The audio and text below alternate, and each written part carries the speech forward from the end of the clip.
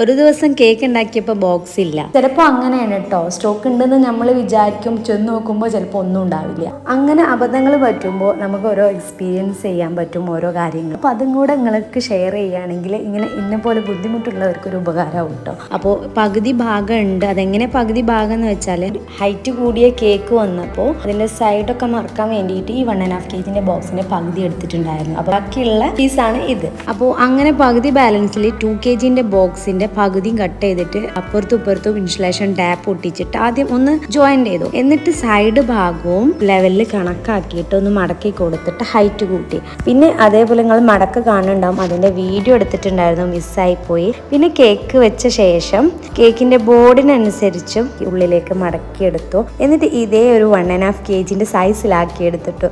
അപ്പോൾ ഈ ഒരു കേക്ക് ബോക്സിന്റെ ഐഡിയ എങ്ങനെയുണ്ട്? ഇഷ്ടമെങ്കിൽ ലൈക്ക് ചെയ്യാനും ഷെയർ ചെയ്യാനും കമന്റ് ചെയ്യാനും സബ്സ്ക്രൈബ് ചെയ്യാനും മറക്കരുത് കേട്ടോ.